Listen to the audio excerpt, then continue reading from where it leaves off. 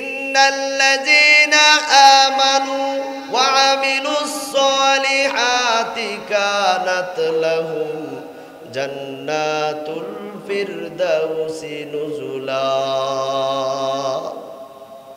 আল্লাহ তাআলা বলেন, নিশ্চয় যারা ঈমান এনেছে, আমলে সালেহা করেছে, ফরজ নামাজ, ফরজ রোজা, ফরজ যাকাত, সুন্নত, নফল, মুস্তাহাব, এই সমস্ত আমল যারা করেছে, আমি আল্লাহ তাআলা তাদেরকে অভ্যর্থনা দেওয়ার জন্য জান্নাতুল ফেরদাউস তৈরি করে রেখে দিয়েছি। জুড়ে জুড়ে বলেন সুবহানাল্লাহ।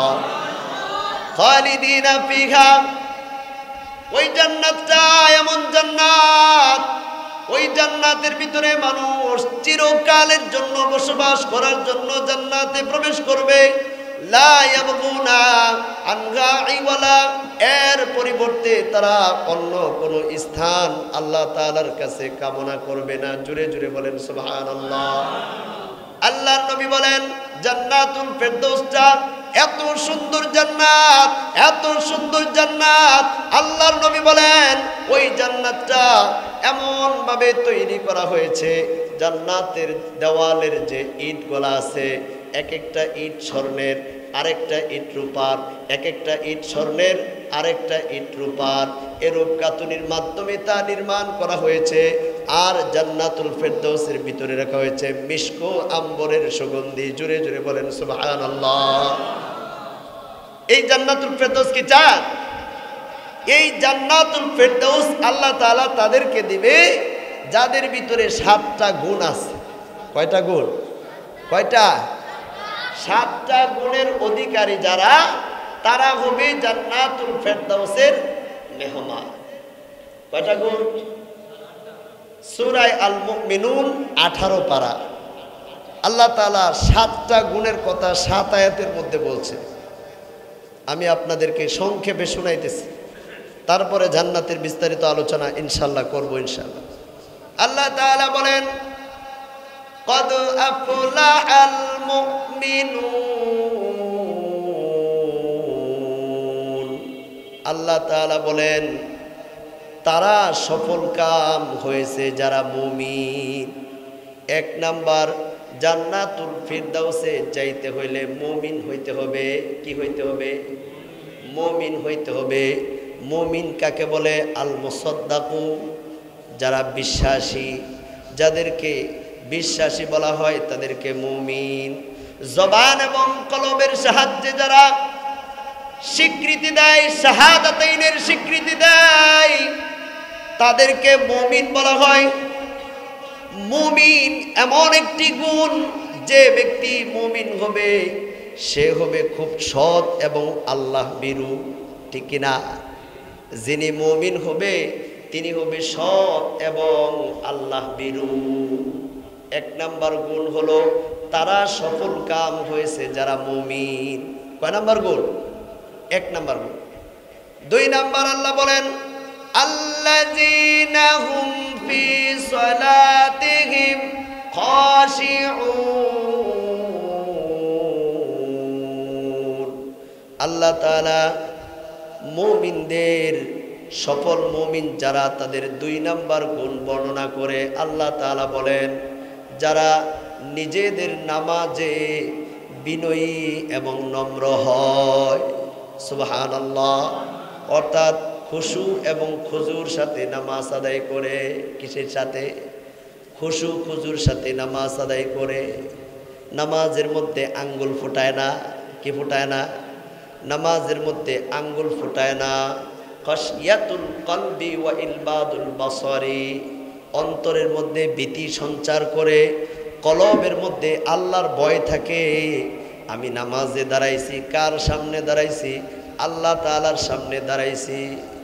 হযরত কাতাদা রাহমাতুল্লাহি আলাইহি বলেন, নামাজি যখন খুশু খুজুর সাথে নামাজ আদায় করে, একাগ্রতার সাথে নামাজ আদায় করে, তখন তার দৃষ্টি থাকে সেজদার স্থানে। কোথায় থাকে? সেজদার স্থানে তার দৃষ্টি নিবদ্ধ থাকে। ওয়ামিনাল খাশিয়াতি আইয়াস্তামালাল আদাবা। আল্লামা জামাখশারি রাহমাতুল্লাহি আলাইহি বলেন, খুশু খুজুর সাথে নামাজ আদায় করার মানে হলো নামাজগুলো আদবের সাথে নামাজ আদায় করবে। কিসের সাথে? আদবের সাথে নামাজ আদায় করবে। নামাজের দাঁড়াইয়া আরেক দিকে তাকাবে না, নামাজের দাঁড়াইয়া মশা মাছি মারবে না, নামাজের দাঁড়াইয়া একদিক থেকে আরেক দিকে তাকাইয়া সালামের জবাব দিবে না বা কোনো দিকে সে খেয়াল করবে না। তার একটাই ধ্যান খেয়াল থাকবে, সে আল্লাহর দিকে রুজু। কার দিকে? আল্লাহর দিকে রুজু থাকে। খুশুর সাথে নামাজ আদায় করা। আল্লাযীনা হুম ফি সালাতিহিম খাশিউন, মুমিনের, সফল মুমিনের 2 নাম্বার গুণ হলো তারা নিজেদের নামাজে বিনয়ী এবং নম্র হয়। হাদিস শরীফের মধ্যে এসেছে, আল্লাহর নবী সাল্লাল্লাহু আলাইহি ওয়াসাল্লাম এক ব্যক্তিকে নামাজের মধ্যে দাড়ি নিয়ে খেলাধুলা করতে দেখছে। কি নিয়া? দাড়ি নিয়ে খেলাধুলা করতে দেখছে। আল্লাহর নবী বলেন, লাউ খাশিয়াত কালবাহু ওয়া খাশিয়াত জাওয়ারিহাহু, এই ব্যক্তির অন্তরে যদি খুশু থাকতো, তার অঙ্গ প্রত্যঙ্গেও খুশু থাকতো। অন্তরের মধ্যে আল্লাহর ভয় নাই। কি নাই? আল্লাহর ভয় নাই। অন্তরের মধ্যে যদি আল্লাহর ভয় থাকতো, অঙ্গ প্রত্যঙ্গের মধ্যেও আল্লাহর ভয় থাকতো। সফল মুমিনের 2 নাম্বার গুণ হলো তারা নিজেদের নামাজে নম্র এবং বিনয়ী হয়। 3 নাম্বার গুণ হলো ওয়াল্লাযীনা হুম আনিল লাগবি মুরিদুন। 3 নাম্বার গুণ হলো তারা অনর্থক কথাবার্তা থেকে বিরত থাকে। সুবহানাল্লাহ। কি থেকে? অনর্থক কথাবার্তা থেকে। যিনি সফল মুমিন তিনি অনর্থক কথা বলবে না, অহেতুক কথা বলবে না। লাগওয়া এমন শব্দকে বলা হয়, লাগওয়ার অর্থ হলো যে যিনি সফল মুমিন তিনি বেহুদা এবং অনর্থক কোনো কাজ কর্ম করবে না, ক্রীড়া কৌতুকে লিপ্ত হবে না, অহেতুক সময় নষ্ট করবে না, মোবাইল ফোনের মধ্যে দিনের পর দিন রাতের পর রাত সময় নষ্ট করবে না। 3 নাম্বার হলো সফল মুমিনের গুণ হলো তারা অনর্থক কথাবার্তা থেকে নিজেকে কি করবে? বিরত রাখবে। 4 নাম্বার গুণ সম্পর্কে আল্লাহ তাআলা বলেন, ওয়াল্লাযীনা হুম লিয-যাকাতি ফাইলুন। সফল মুমিনের 4 নাম্বার গুণ হলো তারা যাকাত প্রদানে সক্রিয় হয়। অর্থাৎ সম্পদশালী হলে তারা যাকাত দিয়া দেয়। কি দেয়? যাকাত দিয়া দেয়।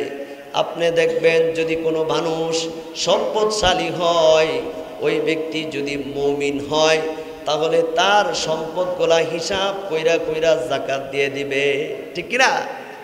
যাকাত দেয় না। হাজার হাজার কোটি কোটি টাকার মালিক, লক্ষ লক্ষ টাকার মালিক, যাকাত ফরজ হয়ে রয়েছে আরো কয়েক বছর আগে, কিন্তু যাকাত দেয় না। যাকাত শব্দের অর্থ হলো পবিত্র হওয়া, বৃদ্ধি পাওয়া। যাকাত দিলে মাল পবিত্র হয়, যাকাত দিলে মালের মধ্যে বরকত হয়। কি হয়? বরকত হয়। আল্লাহ তাআলা বলেন, ওয়াল্লাযীনা হুম লিয-যাকাতি ফাইলুন। সফল মুমিন যারা, তারা কি করবে? নিজেদের সম্পদে যাকাত দানে সক্রিয় হবে, যাকাত দিয়ে দিবে। 5 নাম্বার সফল মুমিনের গুণ সম্পর্কে আল্লাহ তাআলা বলেন, ওয়াল্লাযীনা হুম লিফুরুজিহিম হাফিজুন। সফল মুমিনের 5 নাম্বার গুণ হলো তারা নিজেদের লজ্জাস্থানকে সংরক্ষণ করে। সুবহানাল্লাহ কইতে পারেন না? লজ্জাস্থানকে কি করে? সংরক্ষণ করে। অর্থাৎ সফল মুমিন যারা, তারা কখনো জিনা ব্যভিচারে লিপ্ত হয় না। কি হয় না? জিনা ব্যভিচারে লিপ্ত হয় না। আল্লাহ তাআলা বলেন, ওয়াল্লাযীনা হুম লিফুরুজিহিম হাফিজুন। ইল্লা আলা আজওয়াজিহিম আও মা মালাকাত আইমানুহুম ফাইন্নাহুম গায়রু মালুমিন। আল্লাহ তাআলা বলেন সফল মুমিন হলো তারা যারা নিজেদের লজ্জাস্থান এবং যৌনাঙ্গকে তারা হেফাজত করে, সংরক্ষণ করে, তবে নিজেদের স্ত্রী এবং মালিকানাভুক্ত দাসী ব্যতীত। এই দুই অবস্থায় তাদের দ্বারা গুনাহ হয় না। আর স্ত্রী ব্যতীত যদি অন্য কোথাও যদি যৌনাঙ্গকে ব্যবহার করে তাহলে সেটা হবে জিনা। সেটা কি? জিনা। আল্লাহ বলেন ফামানিবতাগা ওরা আযালিকা ফাউলাইকা হুমুল আদুন। অতএব শোনো, আল্লাহ তাআলা, হে আমার বান্দারা শোনো, আমি তোমাদেরকে একের অধিক দুই, দুইয়ের অধিক তিন, তিনের অধিক চার। আল্লাহ বলেন ফানকিহু মা তাবা লাকুম মিনান নিসা। যদি কোনো ব্যক্তির এক স্ত্রীতে মন ভরে না, আল্লাহ বলেন ফানকিহু মা তাবা লাকুম মিনান নিসা আও মাসনা, তাহলে তুমি দ্বিতীয় বিবাহ করো। কি করো? এক স্ত্রীতে যদি কারো না পোষায়, আল্লাহ বলছে দ্বিতীয় বিবাহ করতে। স্ত্রী দুইটা রাখো যদি তোমার সামর্থ্য থাকে। কি থাকে?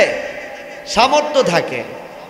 আও মাসনা অসুলাসা অরুবা, যদি তোমার দ্বিতীয় স্ত্রীতেও যদি তুমি পরিতৃপ্ত না হও, অসুলাসা, তাহলে তৃতীয় বিবাহ করো।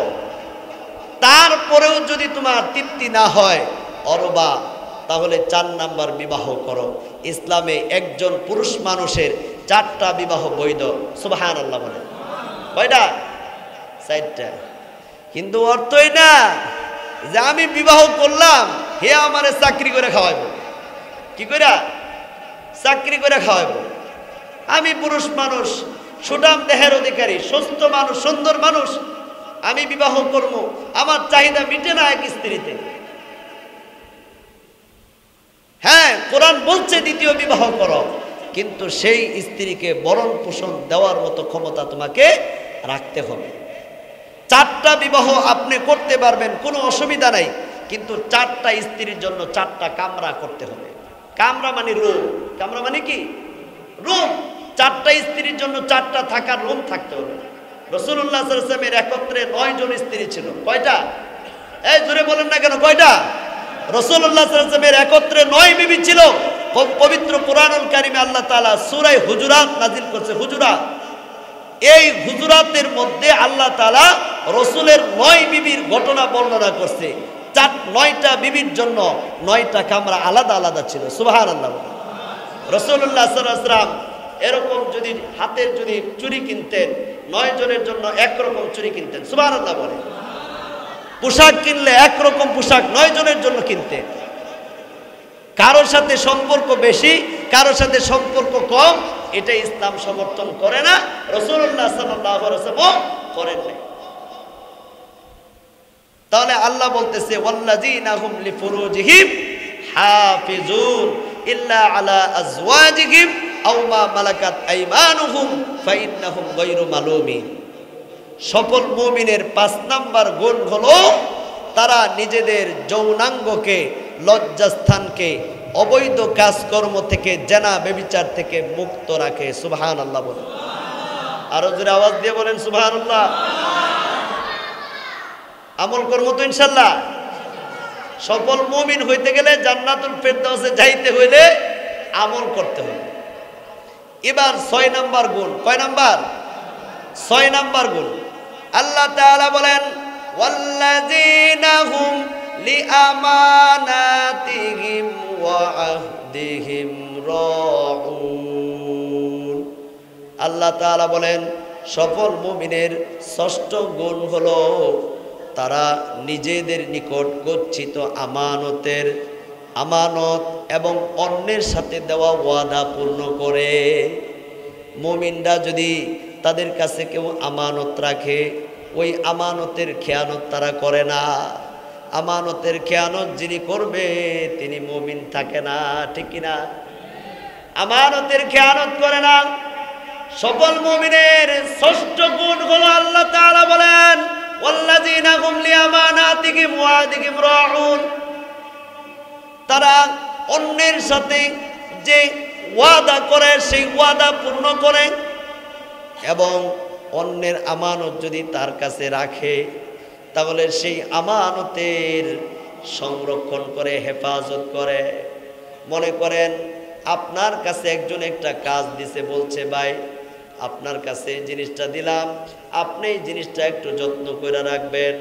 আপনি যদি জিনিসটা উলট পালট করেন তাহলে তো মুমিন হইতে পারলেন না।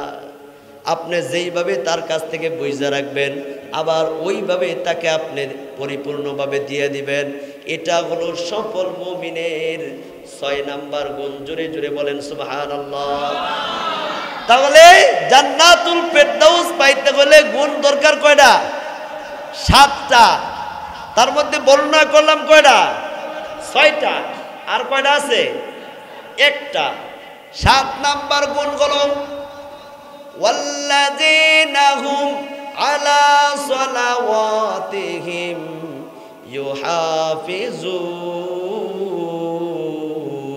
ইউহাফিজুন। আল্লাহ তাআলা বলেন সফল মুমিনের 7 নাম্বার গুণ হলো তারা নিজেদের নামাজের ব্যাপারে যত্নবান হয়। সুবহানাল্লাহ। কিসের ব্যাপারে? নিজেদের নামাজের ব্যাপারে যত্নবান হয়। তাফসীর লেখক আল্লামা জামাখশারী রাহমাতুল্লাহি আলাইহি উনি বলেন তুমি যদি প্রশ্ন করো যে এখানে বারবার এখানে সালাত শব্দকে ব্যবহার করা হইল কেন, তাফসীর লেখক আল্লামা জামাখশারী রাহমাতুল্লাহি আলাইহি বলেন আমি জবাবে বলবো এখানে 2 আয়াতে আল্লাহ তাআলা সালাতের 2 ধরনের ব্যবহার উল্লেখ করেছেন। প্রথমে সালাতকে আল্লাহ তাআলা মুমিনের নম্র এবং বিনয়ী হওয়ার আদেশ দিয়েছেন, আর এই 7 নাম্বার গুণের মধ্যে আল্লাহ তাআলা বলছেন তারা নিজেদের নামাজের ব্যাপারে যত্নবান হয়। কি হয়?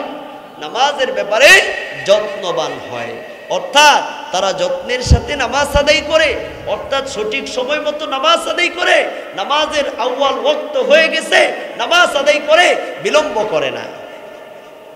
তারা যথাযথভাবে আল্লাহ তাআলার হুকুম আছে যে নামাজ আমাকে পড়তে হবে, এই নামাজগুলা তারা সুন্দরভাবে কি করে? যত্নের সাথে আদায় করে। আল্লাহ বলেন উলাইকা হুমুল ওয়ারিসুন। এই 7 গুণ যার ভিতরে আছে তারাই হলো জান্নাতের প্রকৃত হকদার। সুবহানাল্লাহ। আরো জোরে আওয়াজ দিয়ে বলেন সুবহানাল্লাহ। কয় গুণ? কয় গুণ? 7 গুণ। সূরা মুমিনুনের মধ্যে আল্লাহ তাআলা 7টা গুণের কথা বলেছেন। আল্লাহ তাআলা বলেন যারা এই 7টা গুণ অর্জন করবে আল্লাহ বলেন তারাই জান্নাতুল ফেরদাউসের মেহমান হবে।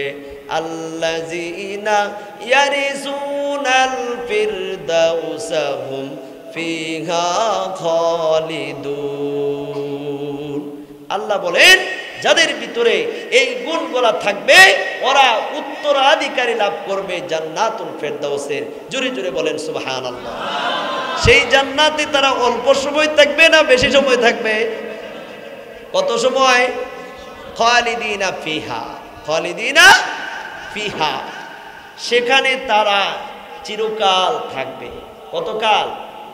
কতকাল? চিরকাল তারা জান্নাতুল ফেরদাউসের মধ্যে থাকবে। একটা ইট স্বর্ণের আরেকটা ইট রূপার, এরূপ গাঁথনির মাধ্যমে জান্নাতুল ফেরদাউস নির্মাণ করছে।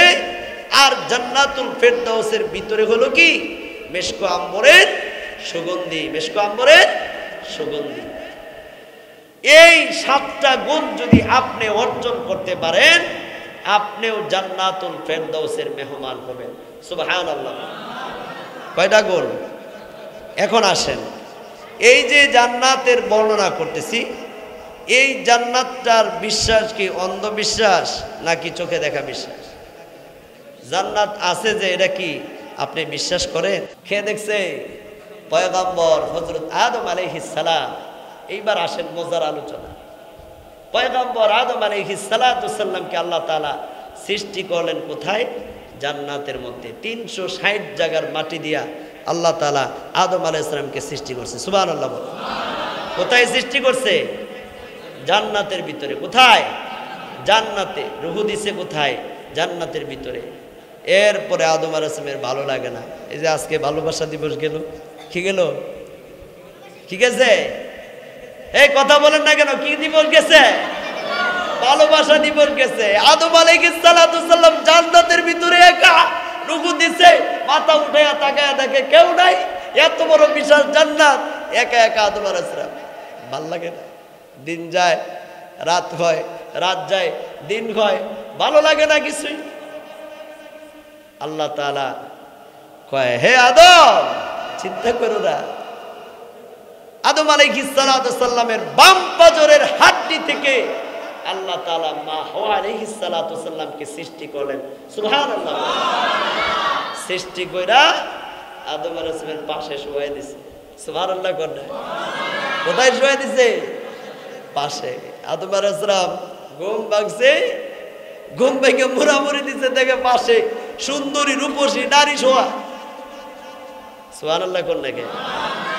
সুন্দরী রূপসী নারী তার পাশে শুয়ে রয়েছে। আদম আলাইহিস সালাম এবার ধরতে চায়। কি চায়? কি করতে চায়? ধরতে চায়। আল্লাহ বলে, এই না, ধরা যাবে না। কি করা যাবে না? ধরা যাবে না। বিবাহ হতে হবে। কি হতে হবে? বিবাহ হতে হবে।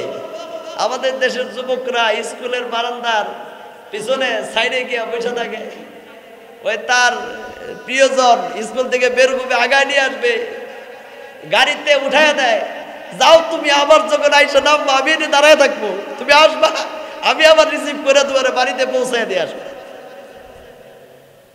কিসে? মায়ার ভালোবাসা। একজন আরেকজনের প্রতি ভালোবাসা হয়ে গেছে। কিন্তু এই ভালোবাসা কি জায়েজ? ভালোবাসা কি জায়েজ? না, এটা অবৈধ ভালোবাসা। 14ই ফেব্রুয়ারি ভালোবাসা দিবস, কিন্তু কি জন্য দিবস সেটা তো জানেন না। আজকে আমি ওটা বলবো না, বলার সময় অনেক। আমরা জান্নাতের আলোচনা করবো। সুবহানাল্লাহ বলেন। আদম আলাইহিস সালাম মা হাওয়া আলাইহিস সালামকে ধরতে চায়। আদম, ধরা যাবে না, বিবাহ হতে হবে।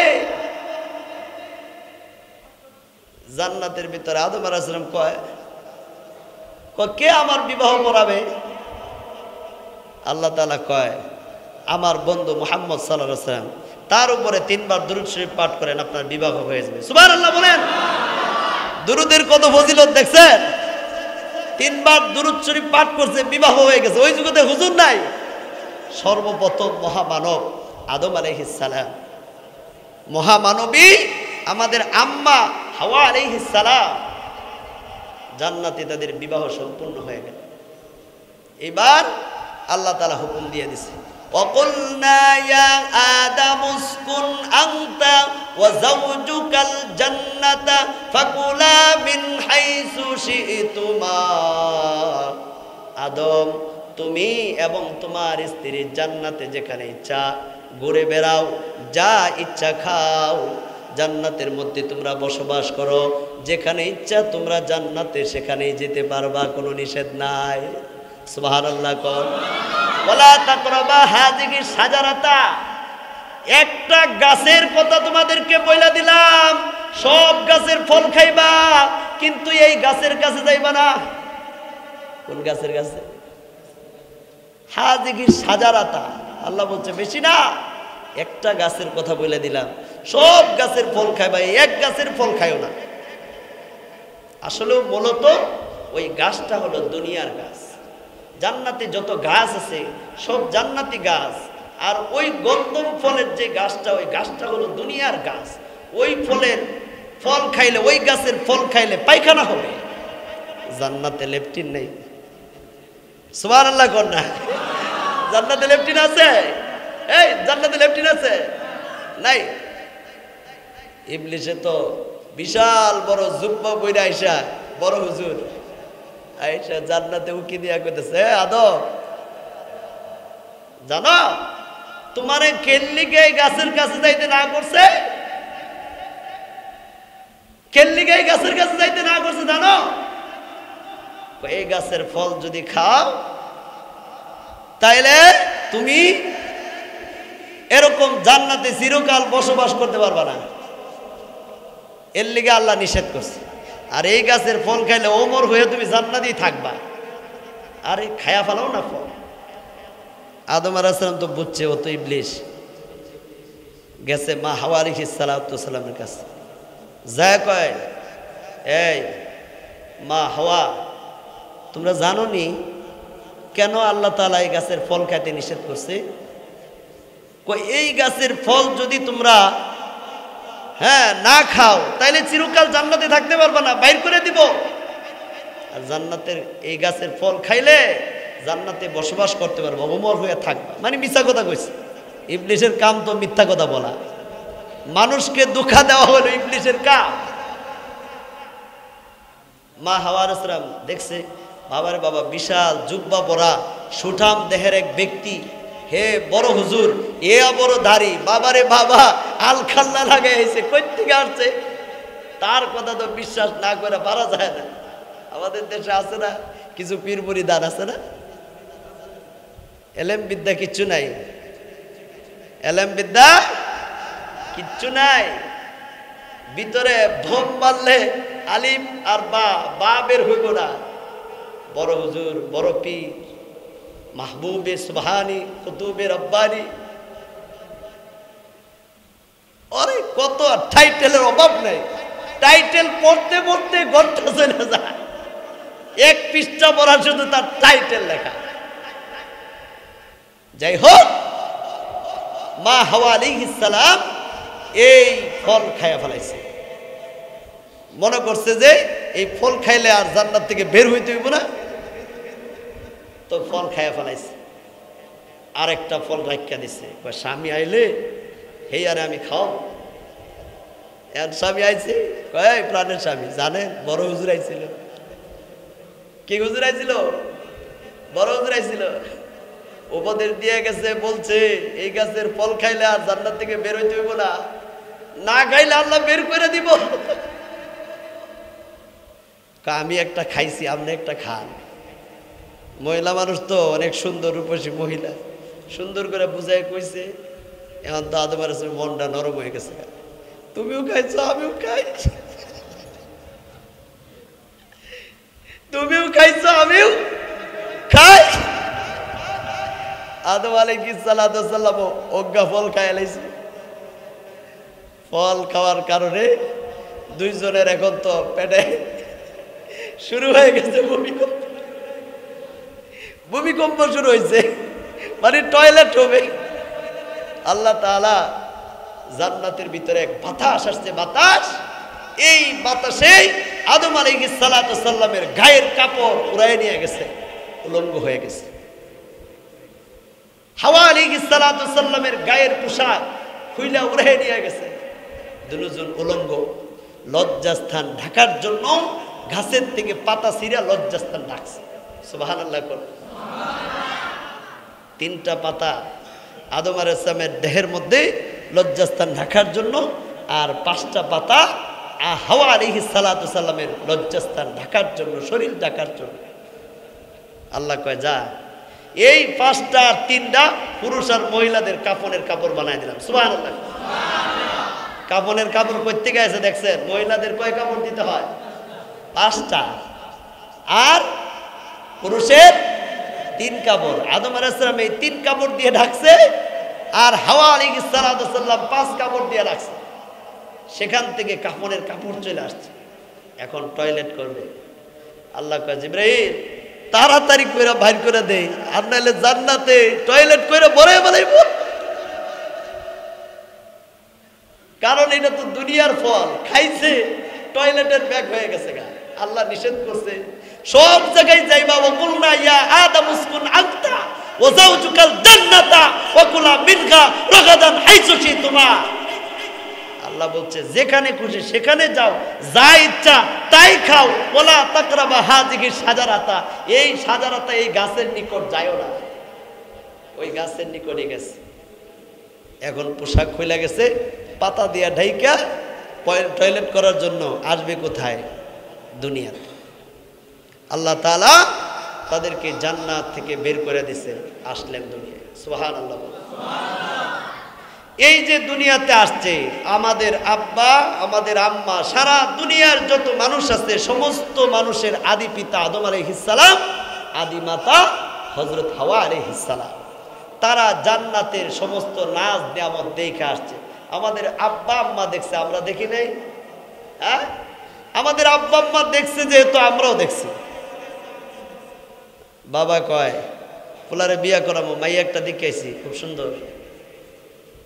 পোলা যদি ধার্মিক হয় কয় বাবা দেখছে আমার আর দেখা লাগবে না, বাবা দেখছে দেখা হয়ে গেছে। আর পোলা যদি বাটপার হয়, লম্পট হয়, এই না তোমার চোখ ভালো আছে, পুরা হয়ে গেছে, তোমার চোখ ঠিক আছে, তুমি কেমন কালা লিপস্টিক মার্কা মাইয়া দেখে আইছো, ওই বিউটি পার্লারের থেকে সাজাই নিয়ে আইছে, হ্যাঁ দেখে নিয়ে আইছো, তুমি কি ভালো করে দেখছো? তোমার দেখাই হবে না, আমার আবার দেখতে হবে। যদি পোলা খারাপ হয় এরকম বলবে, ঠিক না? আর যদি ভালো হয়, বাবা দেখছে মা দেখছে, আমার দেখার দরকার নেই। কারণ আমার মা বাবা কখনো আমার অকল্যাণ কামনা করবে না। কি খারাপ লাগতেছে আপনাদের? আসতেছে সামনে মজার ওয়াজ। আল্লাহ তাআলা আদম আলাইহিস সালাতু সাল্লাম, মা হাওয়া আলাইহিস সালামকে জান্নাত দেখায়া দুনিয়াতে নিয়ে আসছে। মেরাজের রাত্রে আল্লাহর নবীকে আল্লাহ তাআলা ডাক দিয়ে নিয়ে গেছে, হে রাসূল আপনি আসেন, আমার সব কিছু দেখা যান। আল্লাহ তাআলা মেরাজের রাত্রে রাসূলুল্লাহ সাল্লাল্লাহু আলাইহি ওয়াসাল্লামকে জান্নাতের ভিতরে ঢুকায় দিয়েছে। আপনি দেখেন, সুবহানাল্লাহ বলেন, আপনি দেখে যান আমার জান্নাত। আল্লাহ নবী জান্নাতের ভিতরে গেছে, যায়া দেখে এক বুড়ি মহিলা জান্নাতের ভিতরে একটা সুন্দর বাড়ির পাশে বৈশা ওযু করতেছে। সুবহানাল্লাহ কোন? বুড়ি মহিলা, বুড়ি মহিলা। ওই মহিলাকে জিজ্ঞাসা করতেছে যে হে মা, তুমি এখানে ওযু করতেছো, তোমার পাশে একটা সুন্দর বিল্ডিং, সুন্দর বাড়ি, এত সুন্দর এত চমৎকার বাড়ি জান্নাতের ভিতরে আমি কখনো দেখি নাই, কল্পনাও করি নাই। এটা কার বাড়ি? ওই বৃদ্ধ মহিলা কয়, ইয়া রাসূলুল্লাহ এটা হলো আপনার সাহাবী হযরত ওমরের বাড়ি। সুবহানাল্লাহ। কার বাড়ি? আপনার সাহাবী হযরত ওমরের বাড়ি। আল্লাহ নবী কয় ওমরের বাড়িটা এত সুন্দর, এত সুন্দর, এত সুন্দর, আমার মন চাইছিল আমি ভিতরে ঢুকে একটু দেখি, কিন্তু ওমর তো আত্মমর্যাদা বোধ ব্যক্তি, আমি যদি তার আগেই বাড়িটা দেখা পালাই ওমর তো মন খারাপ করবে। আল্লাহ নবী মেরাজ থেকে আয়েশা কয় ওমর জান্নাতি, ওমর জান্নাতি, ওমর জান্নাতি। সুবহানাল্লাহ বলেন। কে জান্নাতি? ওমর জান্নাতি। আল্লাহ নবী কয় হে ওমর, আমি মেরাজের রজনীতে জান্নাতের ভিতরে গিয়ে আমি দেখলাম সুন্দর একটা বিল্ডিং এর পাশে বসে এক বৃদ্ধা মহিলা ওযু করতেছে। আমি বাড়িটা এত চমৎকার, এত সুন্দর, এত সুন্দর, আমার মন চাইছিল আমি ভিতরে ঢুকে একটু জান্নাতের ওই বাড়িটার ভিতরের পরিবেশটা একটু দেখি। কিন্তু হে ওমর, তুমি তো অনেক আত্মমর্যাদা বোধ সম্পন্ন ব্যক্তি, যার কারণে তোমার আত্মমর্যাদা নষ্ট হবে বিদায় আমি তোমার বাড়িটার ভিতরে ঢুকে দেখি নাই। হযরত ওমর চোখের পানি ছেড়ে দিয়া বলতেছে আও আলাইকা ইয়া রাসূলুল্লাহ, আমি কি আপনার উপরেও কি রাসূল আত্মমর্যাদা বোধ দেখাবো? আপনি কেন আমার বাড়ির ভিতর জান্নাতের ভিতরের বাড়ির পরিবেশটা কেন দেখলেন না? আপনি একটু দেখে আসতেন জান্নাতের ভিতরে আমার বাড়ির ভিতরের পরিবেশটা কেমন। আল্লাহ নবী কয় তোমার আত্মমর্যাদা বোধের কথা চিন্তা করে আমি সেখান থেকে তোমার বাড়িটা ভিতরের পরিবেশ না দেখে শুধু তোমার বাড়ির চারপাশের যে মনোমুগ্ধকর পরিবেশ এইটা দেখে আমার মন ভরে গেছে গা, আমি তারপরে চলে আসছি। সুবহানাল্লাহ। আল্লাহ রসুলের ইন্তেকালের পরে আল্লাহ নবীর সাহাবী হযরত ওমর রাদিয়াল্লাহু তাআলা আনহু তিনি হুযাইফাতুল ইয়ামিনের কাছে যায় বলতেছে হে হুযাইফা, মদিনায় কোন কোন ব্যক্তি মুনাফিক। এই মুনাফিকদের নামের তালিকা তোমার কাছে গিয়া দিয়া গেছে আল্লাহ রাসূল। তুমি একটু নামের তালিকা খুলে দেখো তো ওই তালিকার মধ্যে আমি উমরের নাম আছে কিনা। দেখছেন আল্লাহ রাসূল বলে গেছে উমর জান্নাতি, উমর জান্নাতি, উমর জান্নাতি। জান্নাতের ভিতরে উমরের বাড়িটা কেমন হবে আল্লাহ রাসূল বলে দিছে, দেখা আসছে স্বচক্ষে। তারপরে রাসূলের ইন্তেকালের পরে কাঁদতে কাঁদতে চোখের পানি ছাড়তে ছাড়তে উমর যায় বলতেছে হুযায়ফাতুল ইয়ামানের কাছে যে আমার মদিনায় যারা মুনাফিক, মুনাফিকদের লিস্ট তোমার কাছে আছে, তুমি একটু খুলে দেখো সেই লিস্টের মধ্যে উমরের কোনো নাম আছে কি। উমর কত বড় ব্যক্তিত্ব ছিলেন চিন্তা করে দেখেন। মসজিদে নববীতে উমর মিম্বরের মধ্যে জুমার দিন খুতবা দিতেছে, বলতেছে ইয়া সারিয়াতুল জাবাল, ইয়া সারিয়াতুল জাবাল। আল্লাহর নবীর সাহাবী হযরত উমর রাদিয়াল্লাহু তাআলা আনহু তার খেলাফত আমলে তিনি হযরত সারিয়াকে নিহাওয়ানদের যুদ্ধের সেনাপতি করে তিনি পাঠিয়েছেন ইয়ামেনে।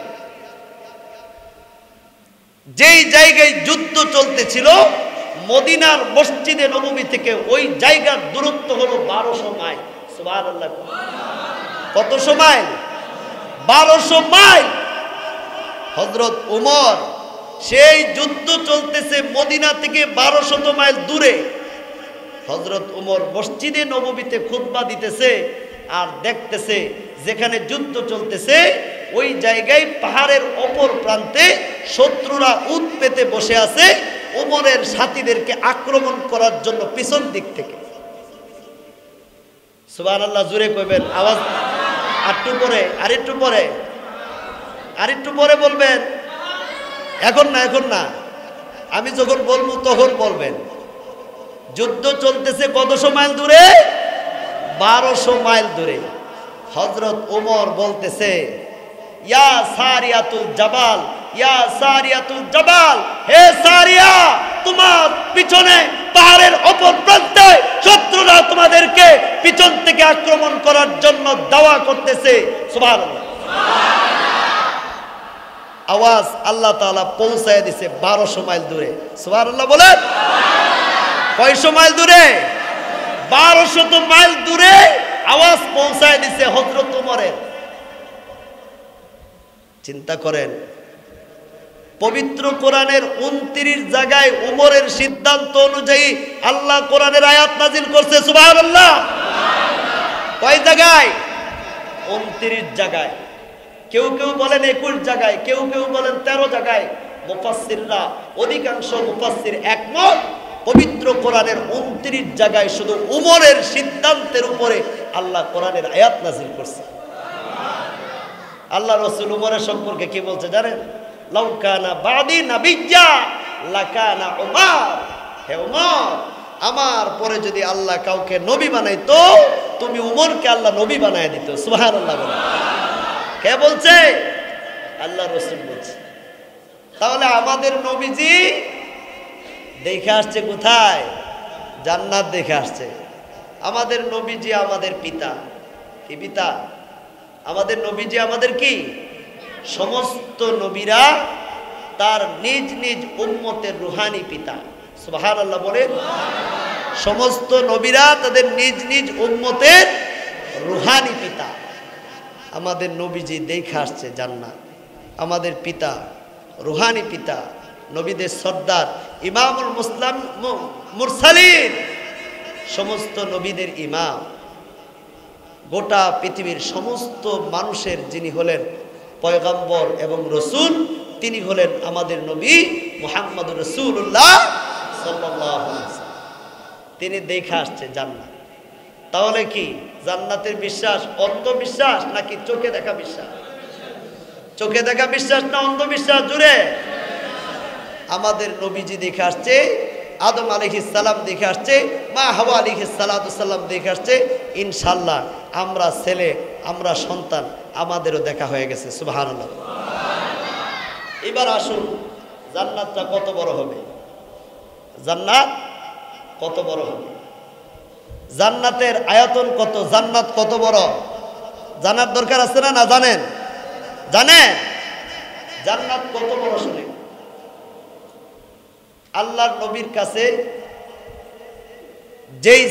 যেই ফেরেশতা আসতেন সব সময়, তার নাম হলেন হযরত জিবরাইল আলাইহিস সালাম। কোন ফেরেশতা? জিবরাইল ফেরেশতা। জিবরাইল ফেরেশতা একদিন আল্লাহ তাআলার কাছে বলে, রব্বুল আলামিন, আপনি যে জান্নাত বানাইছেন বান্দার জন্য, আমি একটু জান্নাতটা দেখতাম চাই। কি চাই? আমি একটু জান্নাতটা দেখতাম চাই। আর বান্দাদের জন্য মুহাব্বত কইরা ভালোবাসা আপনি যে জান্নাতটা বানাইছেন, জান্নাতটা কত বড় আমি একটু দেখতে চাই। আল্লাহ কয়, জিবরাইল, তুমি তো আমার জান্নাতের ভিতরে যায় কোনো কুল কিনারা পাইবা না।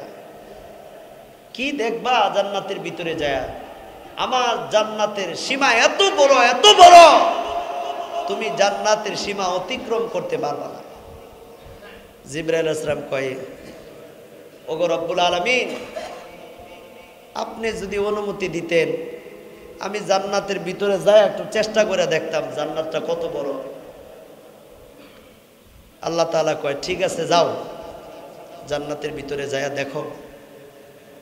জিবরাইল আলাইহিস সালাতু ওয়াস সালামের শরীরের মধ্যে একটা না, দুইটা না, তিনটা না, 100 না, 200 না, জিবরাইল আলাইহিস সালাতু ওয়াস সালামের শরীরের মধ্যে আল্লাহ তাআলা 600 দানা দিছে, পাখা দিছে। সুবহানাল্লাহ বলে। আওয়াজ আসতে হইছে, আর একটু জোরে বলতে হবে। জিবরাইলের শরীরে ডানা কয়টা? কতটা? 600। একটা ডানা কত বড় জানেন? রাসূলুল্লাহ সাল্লাল্লাহু আলাইহি ওয়াসাল্লাম একদিন বলতেছে, হে জিবরাইল, তুমি যে এখান থেকে আসমানে যাও, আসমান থেকে জমিনে আসো, তোমার কত সময় লাগে? জিবরাইল আলাইহিস সালাম কয়, ইয়া রাসূলুল্লাহ, কত সময় লাগে আপনি একটু চোখটা বন্ধ করেন, দেখায় দিন। হুজুর সাল্লাল্লাহু আলাইহি ওয়াসাল্লাম চোখটা বন্ধ করছে। বন্ধ কইরা আল্লাহ রাসূল চোখ বন্ধ করার সাথে সাথে জিবরাইল আলাইহিস সালাম মাত্র তার দেহের একটা ডানা এরকম ভাবে মেলা দিয়েছে। সুবহানাল্লাহ। কয়টা ডানা? একটা ডানা। দুনিয়াতে আর কিছুই দেখা যায় না, শুধু একটা ডানাই দেখা যায়। সুবহানাল্লাহ। কয় চোখ খুলেন। রাসূলুল্লাহ সাল্লাল্লাহু আলাইহি ওয়াসাল্লাম চোখ খুলা দেখে আসমানের মধ্যে আসমান দেখা যায় না, শুধু কালো কি জানি দেখা যায়। তখন আল্লাহর নবী জিবরাইল আলাইহিস সালাতু ওয়াস সালামকে বলতেছে, ভাই জিবরাইল, একটু আগে তো আকাশ দেখা গেছে সাদা, এখন তো দেখা যায় পুরো আকাশ কালো হয়ে গেছে, ঘটনা কি? কয়, ইয়া রাসূলুল্লাহ, আমার এই একটা আকাশ, একটা ডানা আমি এরকম মেলে দিছি, গোটা আকাশ ছায়া গেছে। সুবহানাল্লাহ বলে। অর্থাৎ জিবরাইলের একটা ডানা যদি সে এরকম ভাবে মেলে দেয়, তাহলে গোটা আসমান এবং জমিনের যত জায়গা আছে সমস্ত জায়গা ভরপুর হয়ে যাবে। সুবহানাল্লাহ। একটা ডানা দিয়া। তাহলে চিন্তা করেন জিবরাইলের চলার গতি আর বলার গতি কত। ডানা কয়টা? ডানা কয়শো? 600। 1 ইঞ্জিনের স্টিমার লঞ্চ আর ডাবল ইঞ্জিনের স্টিমার লঞ্চ বেশ কম আছে নি? বেশ কম আছে। তাহলে মনে করেন 100 ইঞ্জিন দিয়া যদি একটা গাড়ি চলে আর 600 ইঞ্জিন দিয়া যদি একটা গাড়ি চলে, তাহলে পাওয়ার, গতি পাওয়ার কার বেশি? 600 ডানার না 100 ডানা? 600 ডানা। জিবরাইল আলাইহিস সালামকে আল্লাহ তাআলা বলছে, তুমি জান্নাতের ভিতরে যাও, যায় একটু জান্নাতটা দেখে আসো, তোমার যেহেতু মন চায়। আল্লামা আশরাফ আলী থানভী রহমাতুল্লাহি আলাইহি, হাকিমুল উম্মত, মুজাদ্দিদি মিল্লাহ, তিনি কিতাবের মধ্যে মজার ঘটনা লিখছেন। জিবরাইল আলাইহিস সালাতু ওয়াস সালাম আল্লাহর জান্নাতের ভিতরে ঢুকছে। সুবহানাল্লাহ। কোথায় ঢুকছে? জান্নাতের ভিতরে ঢুকছে। ঢুইকা তার যে 600 পাখা আছে, সুবহানাল্লাহ, 600 পাখা মেলছে। মেলা এই 600 পাখা দিয়া জান্নাতের ভিতরে উঠতে আরম্ভ করছে। উঠতে উঠতে কিতাব প্রমাণ করেন হযরত জিবরাইল আলাইহিস সালাতু সাল্লাম 70 বছর মতান্তরে 70,000 বছর পর্যন্ত জান্নাতের ভিতরে উড়লেন। জান্নাতের ভিতরে উড়ে আল্লাহর জান্নাতের কোনো কোল কিনারা খুঁজে পেলেন না।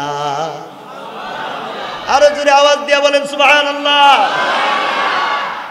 70,000 বছর জান্নাতের ভিতরে ঢুইকা 600 পাখা দিয়া জিবরাইল আলাইহিস সালাতু সাল্লাম উড়ে 70,000 বছর উড়ে আল্লাহর জান্নাতের কোনো কোল কিনারা খুঁজে পায় নাই।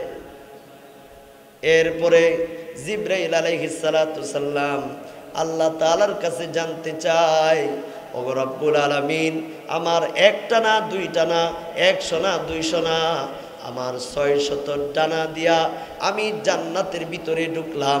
জান্নাতের ভিতরে ঢুইকা 600 পাখা দিয়া 600 ডানা দিয়া আমি জান্নাতের ভিতরে উঠতে লাগলাম।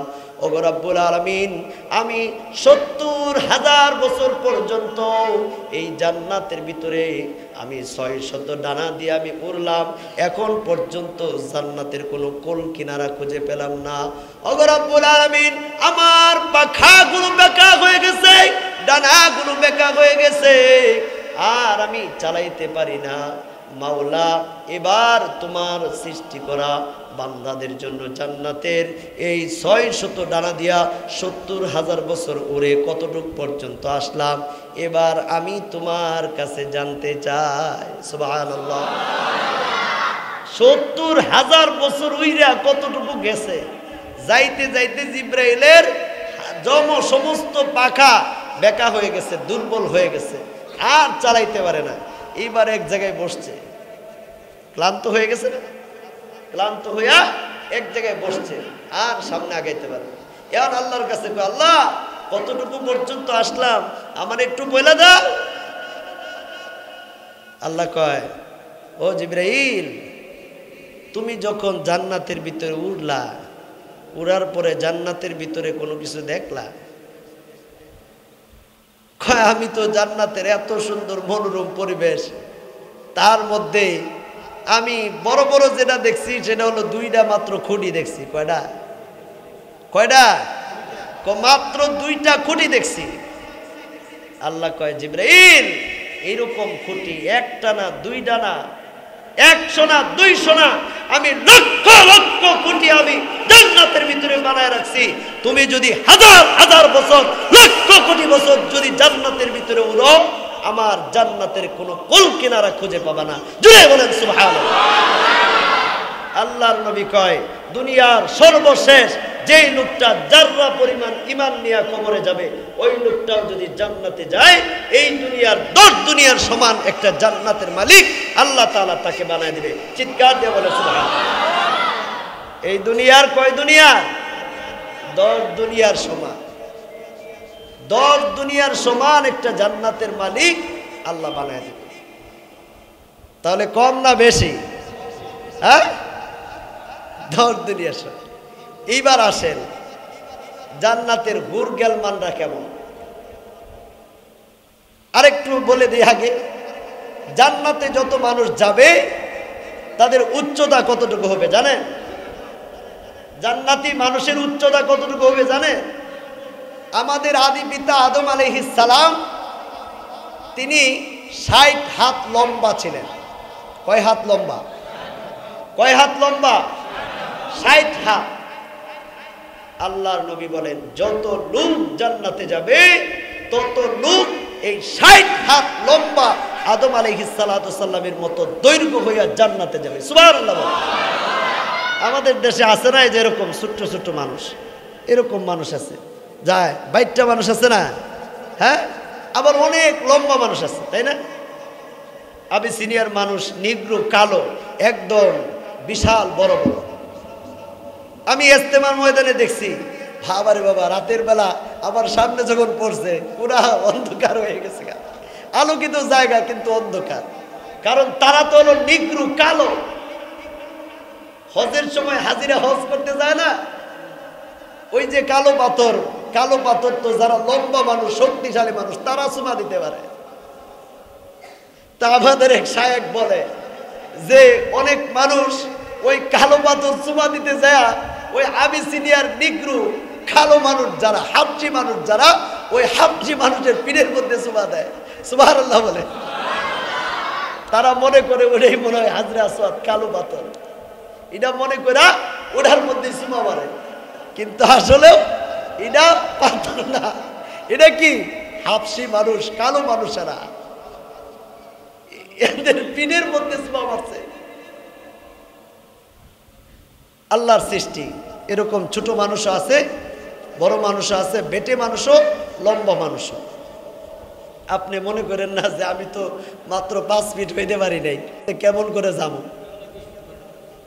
আল্লাহ তাআলার রাসূল বলেন আল্লাহর বান্দারা যত মানুষ জান্নাতে যাবে সমস্ত মানুষের উচ্চতা হবে 60 হাত লম্বা সুবহানাল্লাহ কয় হাত লম্বা 60 হাত লম্বা 60 হাত লম্বা মানুষ আল্লাহর জান্নাতে যাবে কোন 22টা মানুষ জান্নাতে যাবে কোন 22টা মানুষ কোথায় যাবে না জান্নাতে যাবে না এখন আপনি যদি বলেন আমরা 5 ফিট হই নাই 7 ফিট হই নাই জান্নাতে যাবো কেমনে আপনিও যখন জান্নাতে যাবেন আপনাকেও আল্লাহ তাআলা হাউজে কাউসারের পানি দিয়া গোসল করায়া দুধ দিয়া নহরের পানি দিয়া গোসল করায়া আপনাকে আল্লাহ তাআলা 60 হাত উচ্চতা দিয়া আল্লাহ জান্নাতে পৌঁছায় দেবে সুবহানাল্লাহ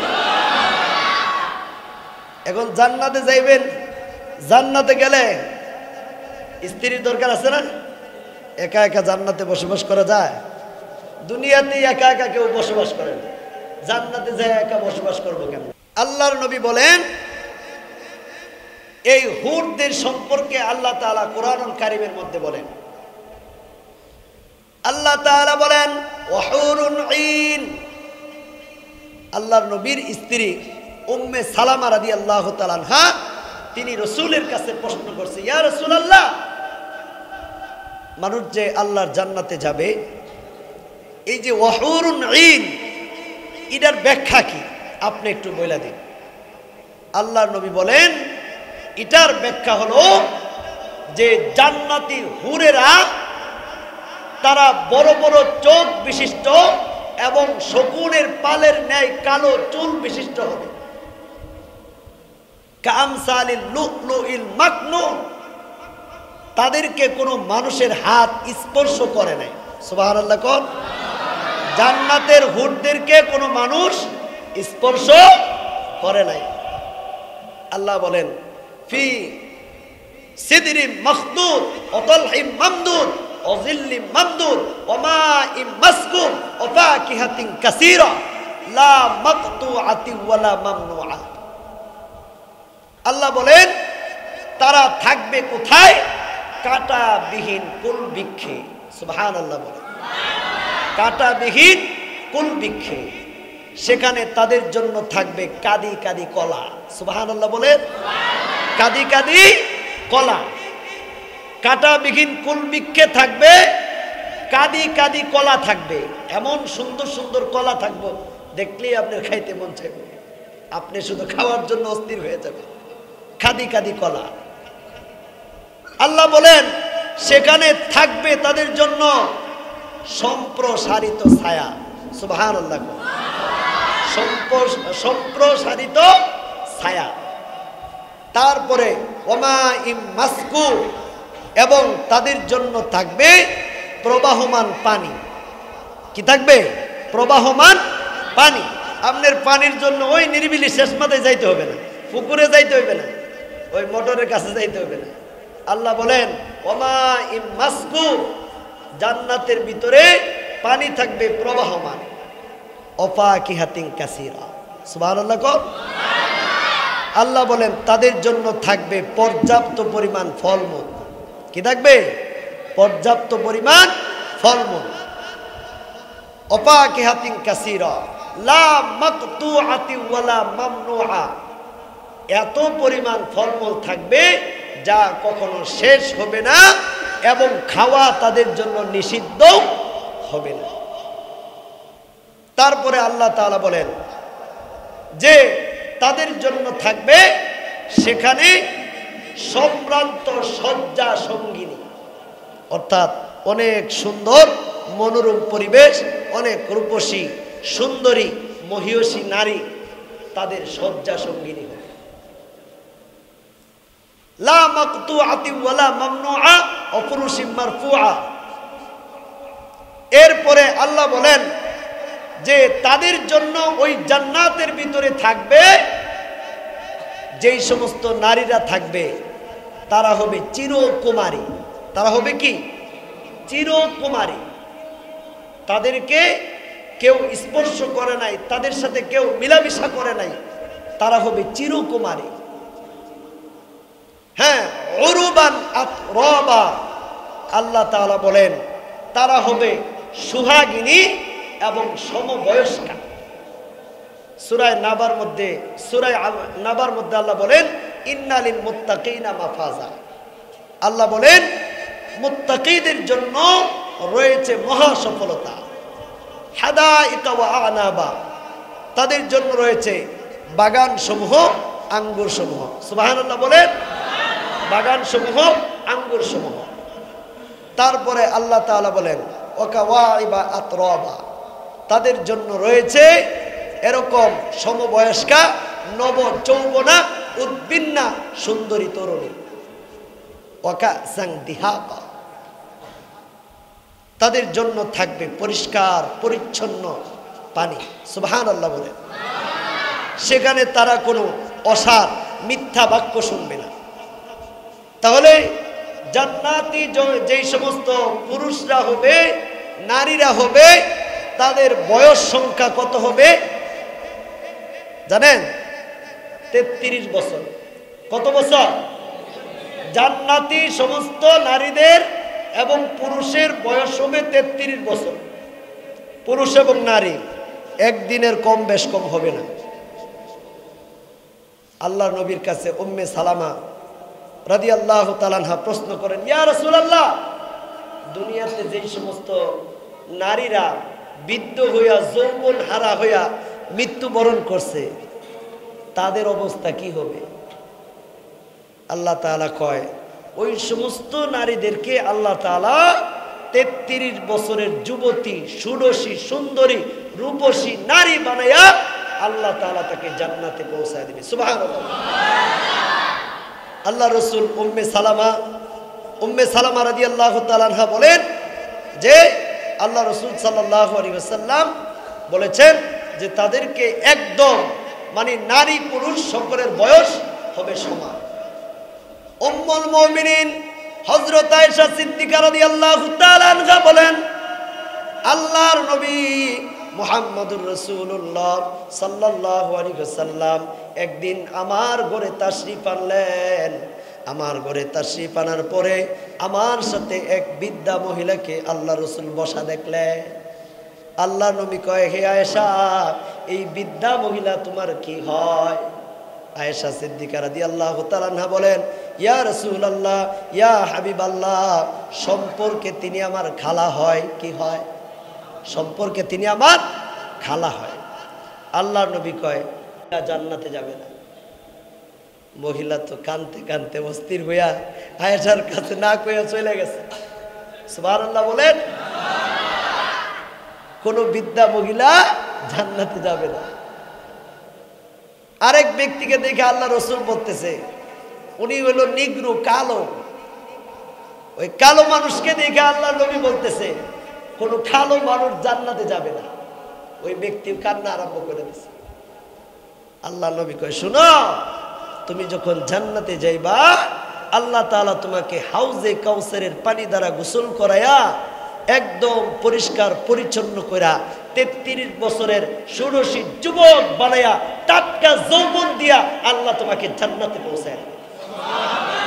সুবহানাল্লাহ। আওয়াজ আরো জোরে হবে।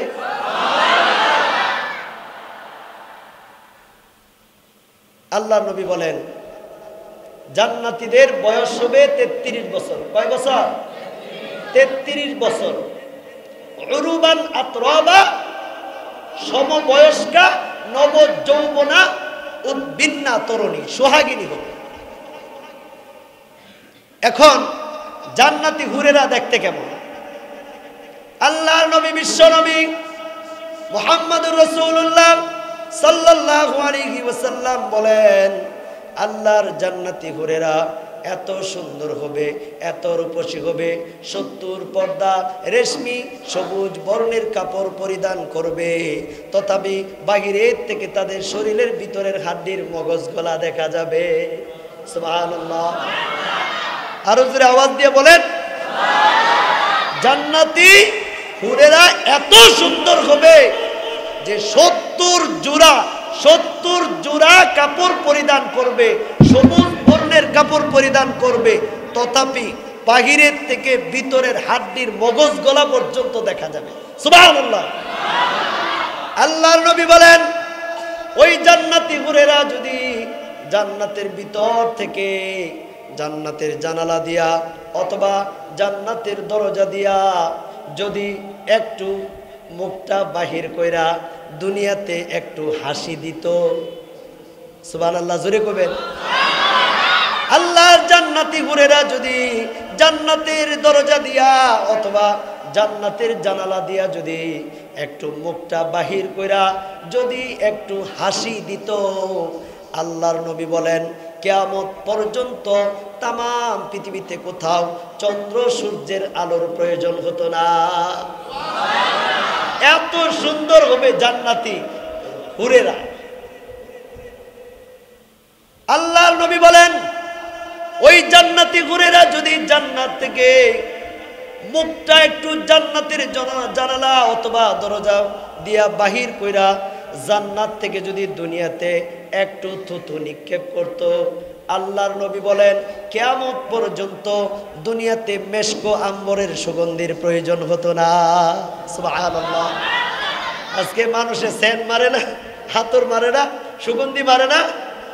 জান্নাতি হুরেরা যদি একটা হুর যদি খালি একটু এরকম মুখটা জানালা দিয়ে বের কইরা একটু থুতু যদি দুনিয়াতে ফেলায় দিত, সারা দুনিয়া মেশকো আম্বরের সুগন্ধি দিয়া ভরপুর হয়ে যেত। সুবহানাল্লাহ।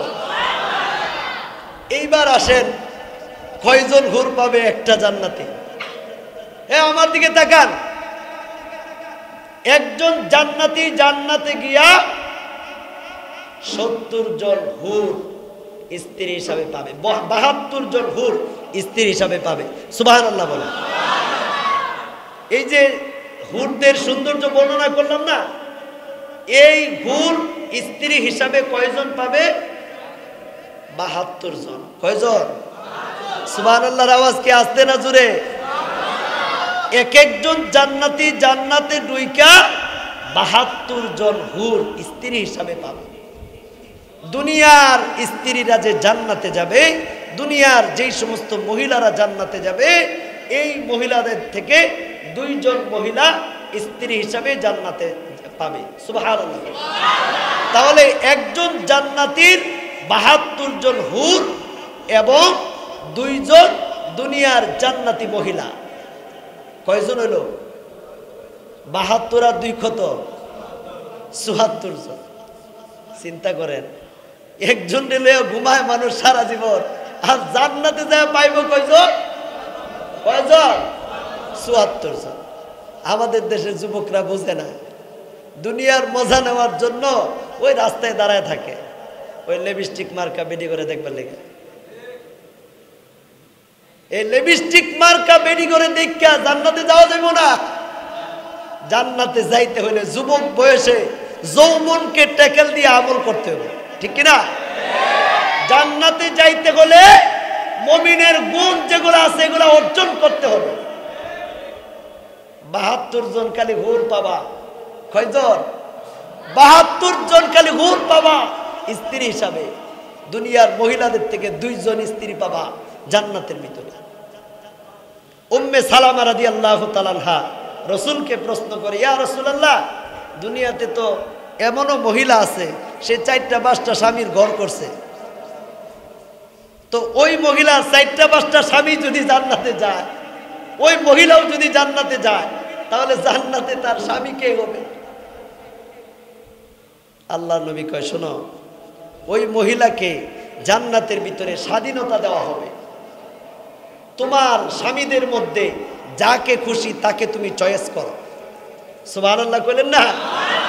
যাকে খুশি তাকে তুমি চয়েস করো। ওই মহিলা খুঁজা দেখবো দুনিয়াতে কোন স্বামী তার সাথে সবচাইতে সুন্দর আচরণ করছে, ভালো ব্যবহার করছে, দুনিয়াতে কোন স্বামী সৎ চরিত্রের অধিকারী ছিল।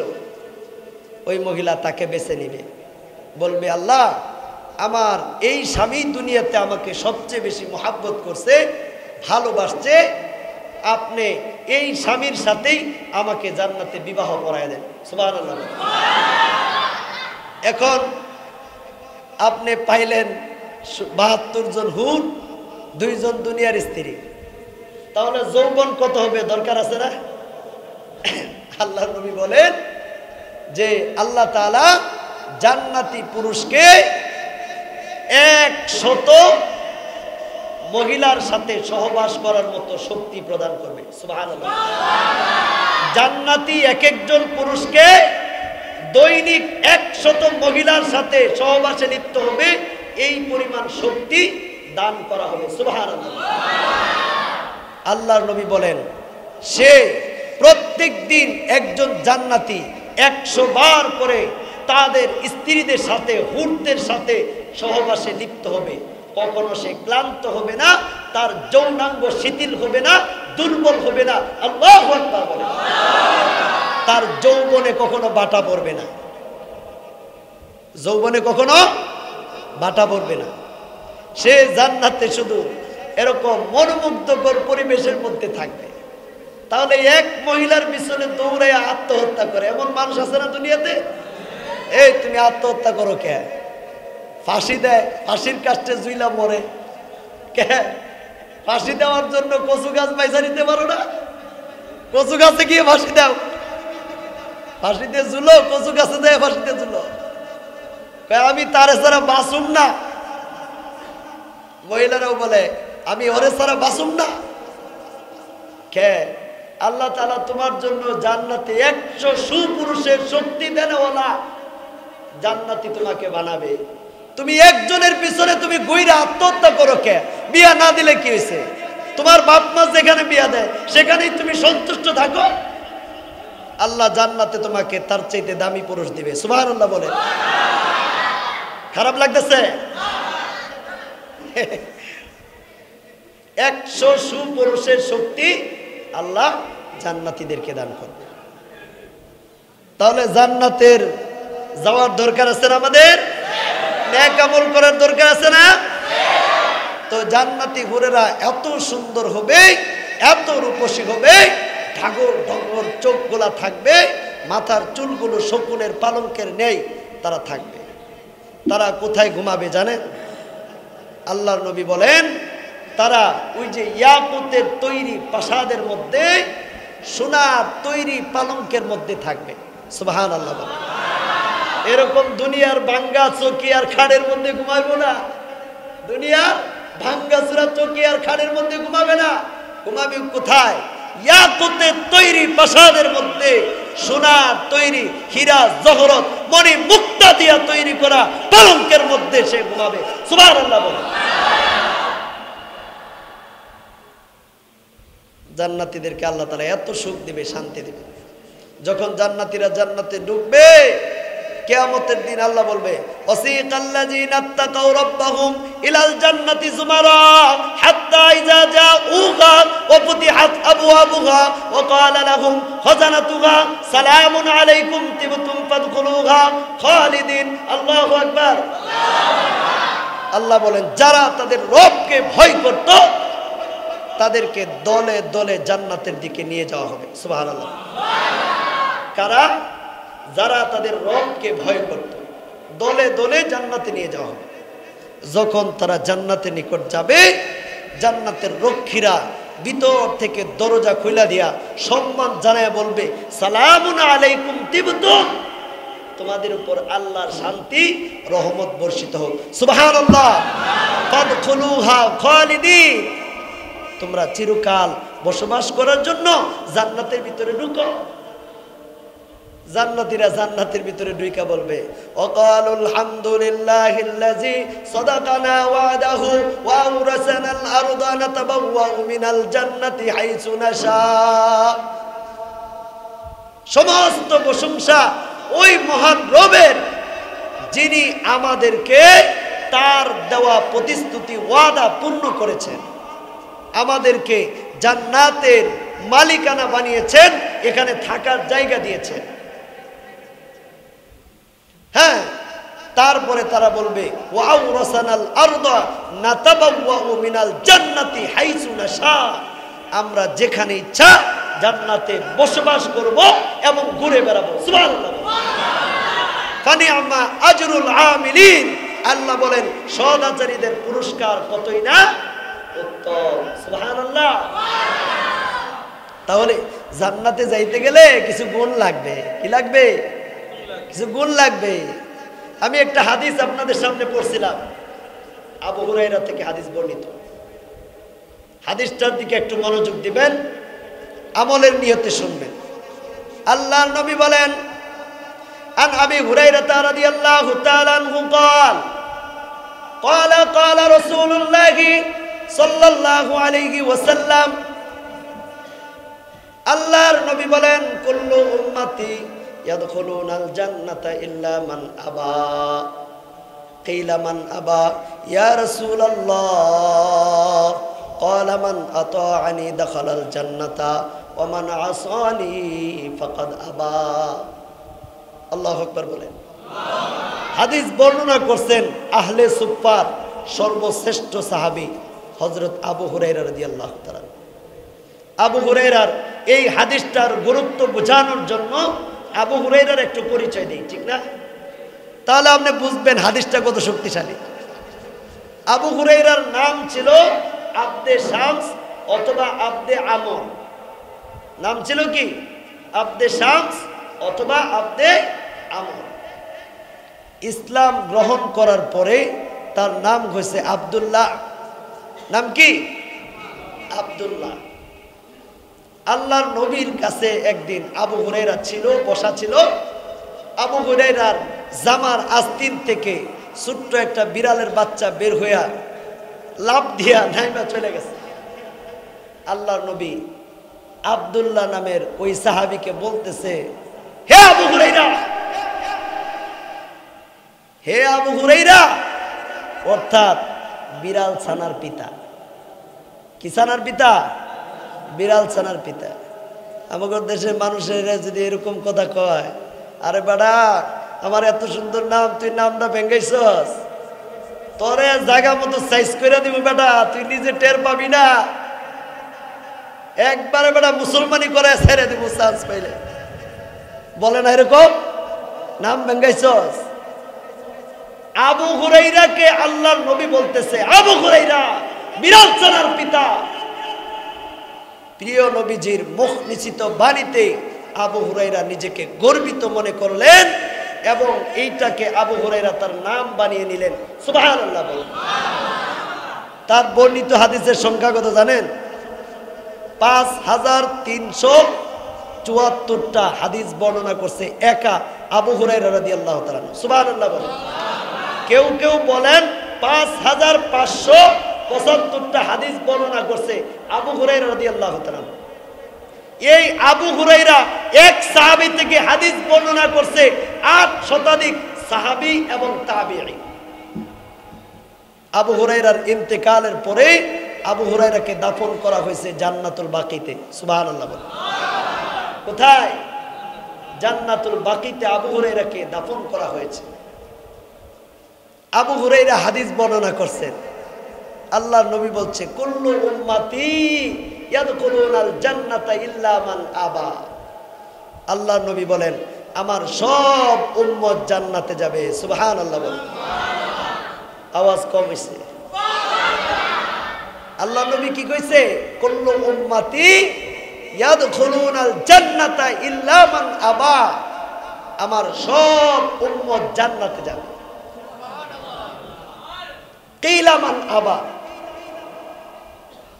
আল্লাহর নবীকে সাহাবায়ে কেরাম প্রশ্ন করতেছে, ইয়া রাসূলুল্লাহ, কারা জান্নাতে যাবে আর কারা জান্নাতে যাবে না?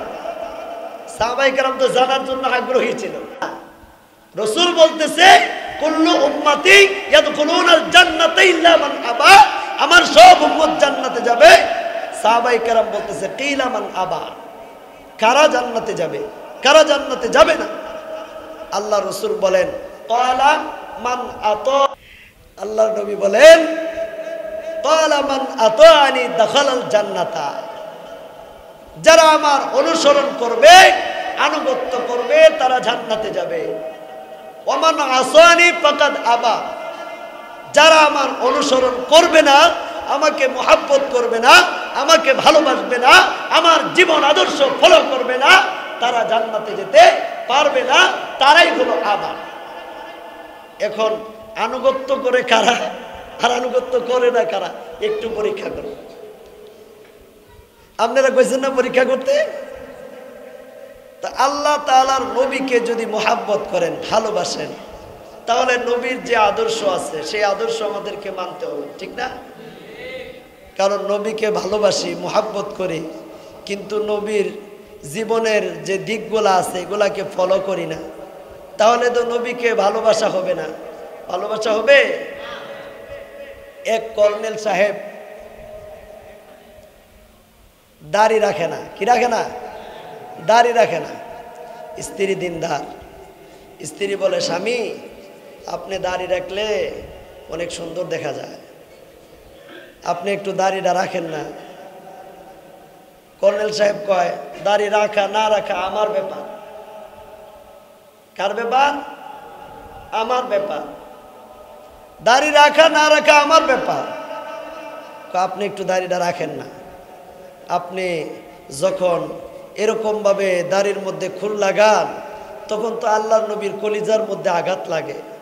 স্বামী আপনি কেমনে একজন সুস্থ মানুষ হইয়া, মুসলমান হইয়া, আপনি কেমনে দাড়ির মধ্যে খুর লাগায়া রাসূলের কলিজার মধ্যে আঘাত করেন, আমার কিন্তু সহ্য হয় না। আল্লাহু আকবার কোন। কয় স্বামী একটু দাড়িটা রাখেন না। কয় এই শোনো, দাড়ি রাখা না রাখা আমার ব্যক্তিগত ব্যাপার, তুমি আমাকে এই ব্যাপারে কোনো চাপ দিবা না। কি দিবা না? চাপ দিবা না। স্ত্রী কয় ঠিক আছে, এটাই যদি আপনার সিদ্ধান্ত হয় তাহলে আমিও আপনারা দেখায় দেব। কর্নেল সাহেব গেছে অফিসে, স্ত্রী তার মাথার চুল সব ফেলায় দিছে, মাথা মন্টন করে ফেলাইছে। মহিলাদের মাথার চুল না থাকলে ভালো লাগে? এই জোরে বলেন না কেন, ভালো লাগে? আমাদের দেশে তসলিমা নাসরিন আসিল না? তসলিমা নাসরিন পুরুষের মতো চুল রাখে না, কাটটা কাটটা সাইজ করে রাখে পোলাগর মতন। এরকম চুল রাখে অনেক বড় লোকের মহিলারাই আছে। এখন কর্নেল সাহেবের স্ত্রী অনেক সুন্দর, অনেক রূপসী, কিন্তু সে মাথা মন্টন করে ফেলাইছে। কেন? স্বামী দাড়ি রাখে না, স্বামীর ব্যক্তিগত ব্যাপার। এখন সেও সিদ্ধান্ত নিছে স্বামীর কাছে যাতে আমার ভালো দেখা না যায়, আমিও মাথার চুল ফেলাই দিব, এটা আমারও ব্যক্তিগত ব্যাপার। এখন কর্নেল সাহেব অফিস করে আসছে, মনে মনে ভাবছে আজকে স্ত্রীর যাই ধরবো, তার সাথে একটু রসিকতা করবো, আনন্দ ফুর্তি করবো, একটু মজা করে রাত কাটাবো। এখন বাড়িতে আসছে, তার স্ত্রী সাইজা গুইজা তার সামনে গেছে, মাথার মধ্যে চুল নাই। কি নাই? মাথার মধ্যে চুল নাই। কর্নেল সাহেব মাথার দিকে তাকায়া মনটা খারাপ হয়ে গেছে গা। কয় এই কি করছো? কয় কেন, কি হয়েছে? আরে তোমার মাথার চুল কই?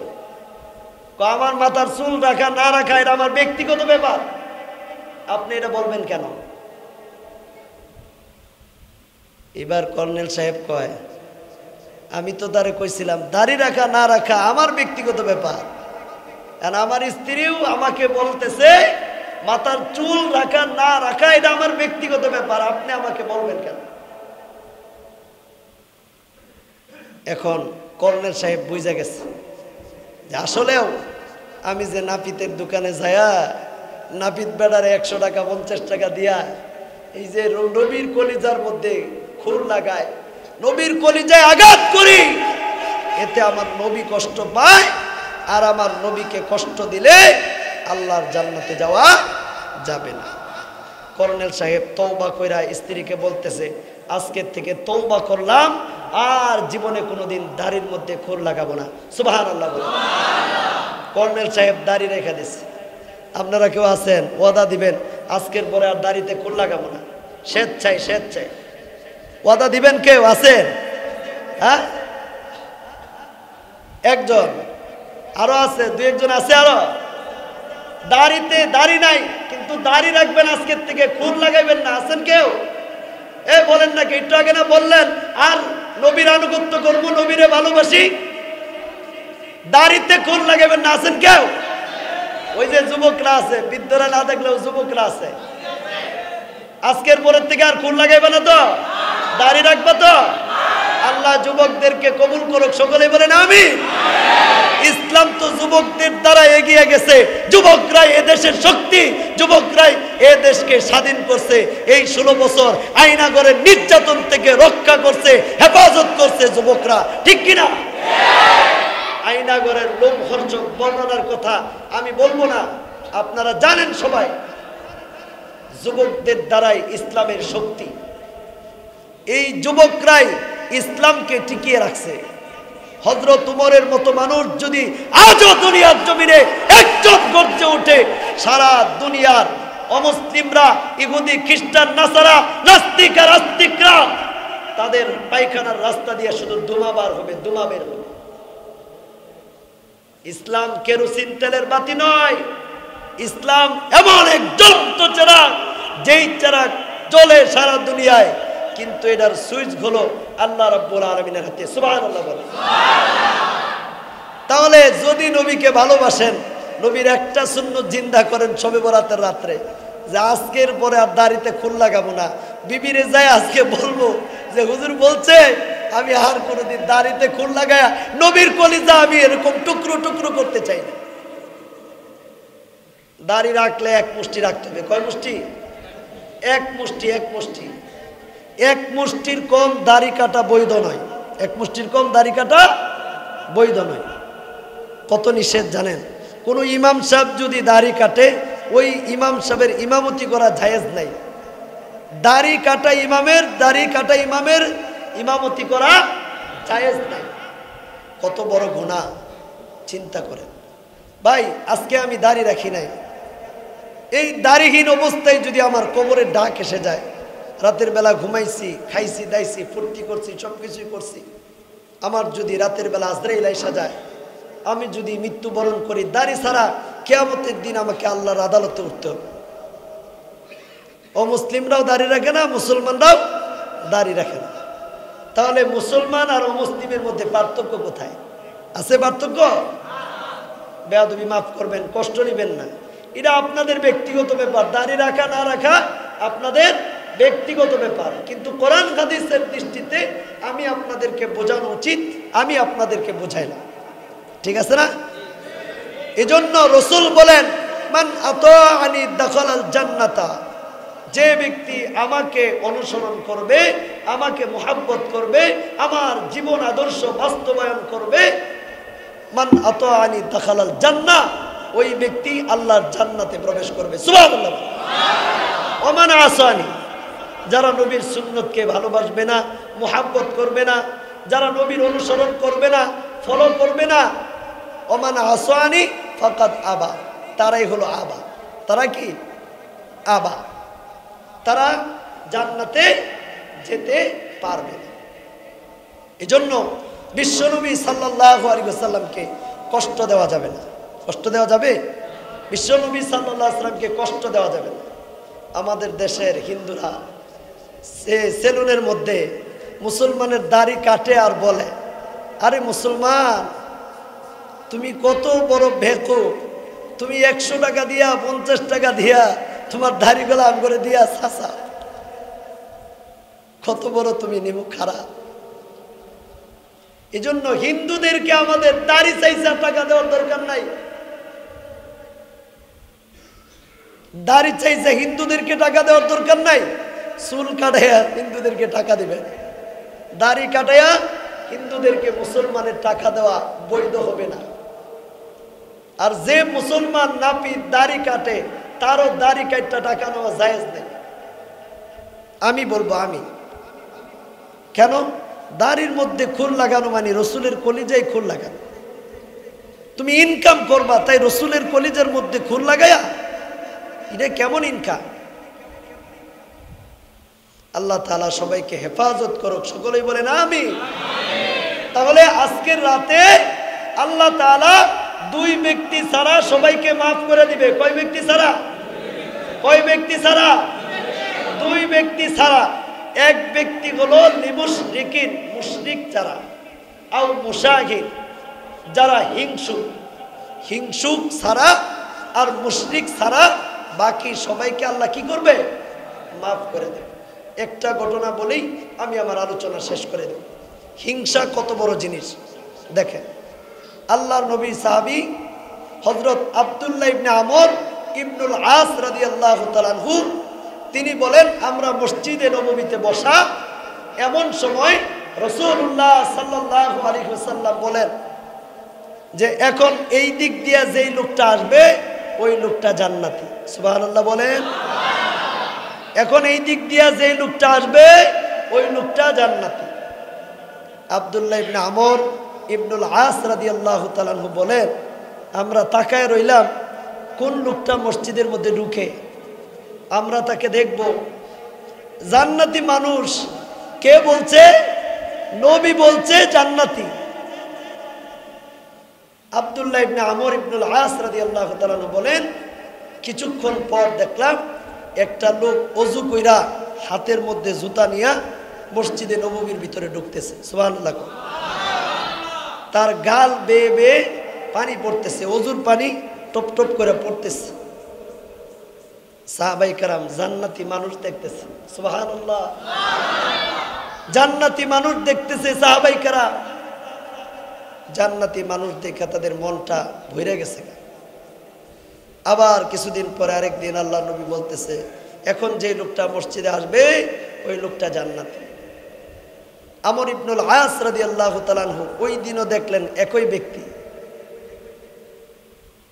তিনি ঢুকতেছে। আগে যেই দিনকে রাসূল বলছিল এখন যেই লোকটা এই দিক দিয়ে মসজিদে ঢুকবে ওই লোকটা জান্নাতি। আব্দুল্লাহ ইবনে আমর ইবনুল আস দ্বিতীয় দিনও দেখলেন ওই ব্যক্তি ঢুকতেছে। আবার তৃতীয়বার আল্লাহ নবী আরেকবার বলতেছে এখন যেই লোকটা মসজিদে ঢুকবে ওই লোকটা জান্নাতি। সুবহানাল্লাহ বলে।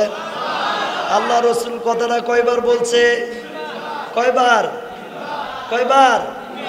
তিনবার। তিনবার। এক সাহাবীকে আল্লাহ রাসূল বারবার বলতেছে জান্নাতি জান্নাতি জান্নাতি।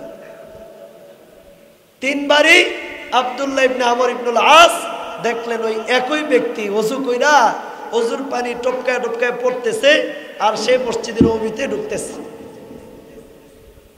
ওই তৃতীয়বার বলার পরে আব্দুল্লাহ ইবনে আমর ইবনুল আস রাদিয়াল্লাহু তাআলা আনহু তিনি চিন্তা করলেন উনি কি আমল করেন সেই আমলটা আমাকেও করতে হবে, আমাকে জানতে হবে, আমি তার গতিবেদ করব, আমি তার সাথে 2-3 দিন সময় তার বাড়িতে অবস্থান করব। সে কি আমল করে যে আমলের কারণে আল্লাহর রাসূল তাকে রাসূলের পবিত্র জবান দিয়া জান্নাতি বলে ঘোষণা করছে। সুবহানাল্লাহ। আব্দুল্লাহ ইবনে আমর ইবনুল আস রাদিয়াল্লাহু তাআলা আনহু তিনি নামাজ শেষ হওয়ার পরে মসজিদে নববীর সামনে দাঁড়ায় রয়েছে। ওই সাহাবী জান্নাতি সাহাবী যখন বের হইতেছে তখন সালাম দিয়ে বলতেছে ভাই আমি 2-3 দিন আপনার বাড়িতে একটু থাকতে চাই, আপনি জায়গা দিবেন? আব্দুল্লাহ ইবনে আমর ইবনুল আস রাদিয়াল্লাহু তাআলা আনহুকে লোকটি বলতেছে অবশ্যই, আপনি আমার বাড়িতে চলেন, আপনি আমার বাড়িতে থাকবেন, কি অসুবিধা? কোনো প্রশ্ন নাই, আপনি আমার বাড়িতে থাকবেন, চলেন। নিয়ে গেছে তার বাড়িতে। আব্দুল্লাহ ইবনে আমর ইবনুল আস তার চিন্তা চেতনা হলো লোকটা কি এমন আমল করে যার কারণে নবীজি তাকে পরপর 3 বার জান্নাতি বলে ঘোষণা করছে। এই আমলটা দেখার জন্য উনি বাড়িতে গেলেন, যায় শুধু খেয়াল করে কোন সময় উনি কোন কাজ করে। দেখে যে বাড়ির কাজ তো সে স্বাভাবিক করতেছে, আজান বলে মসজিদে যাইতেছে, জামাতের সাথে নামাজ পড়ে আয়সা পড়তেছে, নফল নামাজ তেমন পড়ে না, কোরআন তেমন পড়ে না, জিকির আজগার তেমন করে না, স্বাভাবিক জীবন যাপন। দিন শেষ হয়েছে রাতের বেলা। আব্দুল্লাহ ইবনে আমর ইবনুল আস রাদিয়াল্লাহু তাআলা আনহু তিনি অপেক্ষায় রইলেন, বিছানার মধ্যে শক্ত করে বসে। আজকে দেখবো আমি এই লোকটা কি আমল করে। দেখে যে উনি যে এশার নামাজ পড়ে আসছে, আয়েশা আর কারোর সাথে কথাবার্তা বলে নাই, খানা দানা খায় ঘুমাই গেছে। সুবহানাল্লাহ। আমরা তো খানা দানা খাই একটু টিভি দেখি, তাই না? কি দেখি? একটু টিভি দেখি, নাহলে মোবাইলে ফেসবুক, ফেসবুক ফেসবুক ফেসবুক নাহলে ইউটিউব। গাড়িতে যান, বাড়িতে যান, নৌকায় যান, জাহাজে যান, স্টিমারে যান, লঞ্চে যান, যে যেখানে যান, দোকানে যান, দোকানে মালিকে কর্মচারী রাখছে, তারে বেতন দিয়া, এই বেটা তুই আমার দোকানে থাকবি, খাবি, মাস গেলে তোরে 10,000 20,000 দিব। ওই নে বয়ে বয়ে ফেসবুক কিবুক, এই বলেন না কিবুক, ফেসবুক টিপে, ফেসবুক। কাস্টমার যায় দাঁড়ায় থাকে, কাস্টমার কো ভাই এই যে এটা কত নাই, এই যে মোবাইলের জগতে যে ঢুকছে এর কোনো খবর নাই। এই মালিক কি তারা কি ফেসবুক চালানোর জন্য রাখছে না বেচা কেনার জন্য রাখছে? জোরে বলেন কি জন্য? বেচা কেনা করার জন্য। হে চালায় কি ফেসবুক, ফেসবুক, হোয়াটসঅ্যাপ। দেখছে আমাকে বড় ভাই বলতেছে হোয়াটসঅ্যাপ চালায়, হোয়াটসঅ্যাপ। তো যাই হোক, চালাইতেছে কি ফেসবুক, চালানোর কথা দোকান, চালাইতেছে কি ফেসবুক। যাই হোক, আমি আর কথা লম্বা করবো না। হে ফেসবুক চালাইতেছে, কাস্টমার দাঁড়ায় রয়েছে। এই ভাই, ম্যাডাম, ওটার দাম কত? খবর নেই। ওই যে ঢুকছে যে দুনিয়াতে নাই, তো জান্নাতে ঢুকে গেছে। কোথায়? জান্নাতে ঢুকে গেছে। Facebook, Facebook. তো যাই হোক, উনি আর এই দুনিয়াতে নাই। কয়েকবার বলার পরে, এই ভাই এটা কত? ও আন্টি কিছু বলছেন? আঙ্কেল কিছু বলছেন নাকি? এই তোমারে কি এই মোবাইল চালানোর জন্য রাখছে? মোর শরীরটা একটু ভাল লাগতেছে না, তাই মই একটু মোবাইল টিপা একটু মনটারে শান্ত করতেছি। কামের কি দরকার বলেন, বলেন। আমার ভুল হয়ে গেছে, বলেন এখন বলে। তো যাই হোক, আমরা এই জগতে যাই এশার নামাজের পরে, দিনের বেলা যখন সময় পাই তখনই। আব্দুল্লাহ ইবনে আমর ইবনুল আস রাদিয়াল্লাহু তাআলা আনহু বলেন, ওই সাহাবীর আমল দেখার জন্য তার বাড়িতে আমি অবস্থান করলাম, কিন্তু রাতের বেলা তিনি এশার নামাজ পড়ে তিনি খানা দানা খাইয়া তিনি ঘুমায় গেলেন। আমি সারা রাত বৈশা থাকলাম তার আমল দেখার জন্য। তিনি রাতের বেলা আর কোনো আমল করেন নাই। ফজরের আজান যখন হয়েছে, তিনি ঘুমের থেকে উঠা অজু কইরা মসজিদে নববীতে যায় ফজরের নামাজ পড়ে। সুবহানাল্লাহ।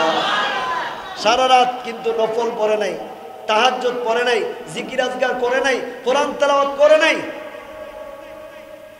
দিনেও গেছে এইভাবে, রাতেও গেছে এইভাবে।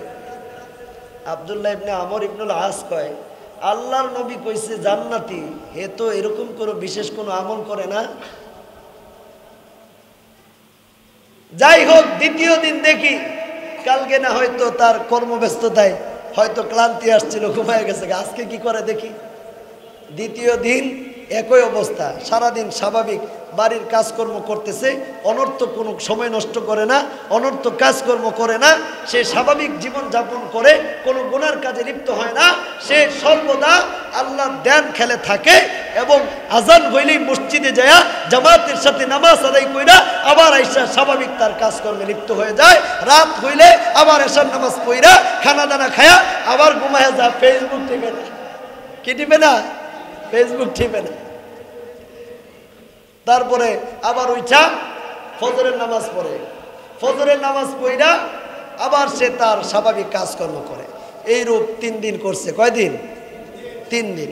3 দিন যাওয়ার পরে আব্দুল্লাহ ইবনে আমর ইবনুল আস রাদিয়াল্লাহু তাআলা বলেন, এই যে ভাই শুনেন, আল্লাহ রসুল পর পর 3 দিন আপনাকে জান্নাতি বইলা ঘোষণা করছে। 3 দিন আল্লাহ রসুল বলছে এই দিক দিয়া যেই লোকটা আসবে জুতা হাতে নিয়া ওই লোকটা জান্নাতি। কিন্তু আমি তো আপনার বিশেষ কোনো আমলের কারণে আল্লাহ যে আপনাকে জান্নাত দিবে, এই জান্নাত দিবে এই বিশেষ আমলটা আমি দেখার জন্য আমি তো আজকে 3 দিন ধরে আপনার বাড়িতে অবস্থান করতেছি, কোনো বিশেষ আমল তো দেখি না। উনি কয় এই 3 দিনে আমার দ্বারা গুনার কাজ হয়েছে এমন কোনো কাজ দেখছো? শরীয়ত পরিপন্থী কোনো কাজ হয়েছে দেখছো? কয় না, দেখি নাই। কয় আল্লাহর রসুল যদি আমাকে জান্নাতে বইলা থাকে তাহলে এটা আমার জন্য সৌভাগ্যের বিষয়। সুবহানাল্লাহ বলেন। তবে আমার বিশেষ কোনো আমল নাই, আমার বিশেষ আমলের মধ্যে একটা আমল আমি করি। কয়টা আমল? কয়টা আমল? একটা আমল। এই একটা আমল কি? কয় সারাদিন পরে রাতের বেলা আমি যখন ঘুমাইতে যাই তখন আমি আল্লাহর কাছে বলি, আল্লাহ তোমার এই দুনিয়ার কোনো মানুষের প্রতি আমার কোনো হিংসা বিদ্বেষ নাই। সুবহানাল্লাহ। আরো জোরে আওয়াজ দিয়ে বলেন সুবহানাল্লাহ। আমার অন্তরে কারো প্রতি কোনো হিংসা বিদ্বেষ নাই, কারো প্রতি কোনো হিংসা বিদ্বেষ নাই। আমার অন্তরকে আমি হিংসা থেকে অহংকার থেকে মুক্ত রাখি। আব্দুল্লাহ ইবনে আমর ইবনুল আস তিনি আল্লাহর নবী সাহাবী ছিলেন। তিনি বুঝে গেছেন এই যে সবাইকে সে ঘুমের আগে এই আমলটা করে, আল্লাহ তোমার এই দুনিয়াতে কারো প্রতি কোনো অভিযোগ নাই, আল্লাহ আমার দ্বারা যদি কেউ কষ্ট পায় থাকে তুমি তাকে মাফ করে দিও। রাতের বেলা আত্মসমালোচনা করে। কি করে? আত্মসমালোচনা। আপনি সারাদিন যাওয়ার পরে রাতের বেলা আত্মসমালোচনা করবেন। আজকে আপনার দ্বারা কোনো ব্যক্তি এরকম ভাবে কষ্ট পাইল কিনা, আপনি কাউকে গালি দিলেন কিনা, আপনি কাউকে এরকম ভাবে কষ্ট দিলেন কিনা, নির্যাতন করলেন কিনা, আপনার হাতের দ্বারা, আপনার পায়ের দ্বারা, আপনার কথার দ্বারা, আপনার অঙ্গ প্রত্যঙ্গের দ্বারা অপর কোনো মুসলমান কষ্ট পাইছে কিনা, ঠিক কিনা? আপনি রাতের বেলা যখন ঘুমাতে যাবেন আত্মসমালোচনা করবেন, আল্লাহ আমার দ্বারা যদি কোনো মুসলমান কষ্ট পেয়ে থাকে, কোনো অমুসলিম কষ্ট পেয়ে থাকে, কোনো হিন্দু বৌদ্ধ খ্রিস্টান ইহুদি নাসারা যদি কষ্ট পেয়ে থাকে, আল্লাহ আমার তুমি তাকে মাফ করে দিও, আমিও তাকে মাফ করে দিলাম, তুমি আমাকেও মাফ করে দিও। রাতের বেলা আত্মসমালোচনা করবেন। লস আছে? ঘুমানোর আগে আল্লাহর কাছে বলবেন, আল্লাহ জীবনের হায়াতের জিন্দিগির 50-60 বছর চলে গেছে, আল্লাহ গুনার কাজ কত করছি হিসাব নাই, আল্লাহ রাতের বেলা যে ঘুমাইতেছি আজকে রাতের ঘুমটা আমার জীবনের শেষ ঘুম হইতে পারে, ঠিক কিনা? আল্লাহ আমি তো তেমন কোনো আমল করতে পারি নাই, ঘুমের মধ্যে যদি আমার মৃত্যু হয়ে যায় তুমি আমাকে মাফ করে দিও। কি করে দিও? মাফ করে দিও। আপনি যখন আল্লাহ তাআলার কাছে চাইবেন আল্লাহ তাআলা তখন আপনাকে কি করবে? মাফ করে দেবে।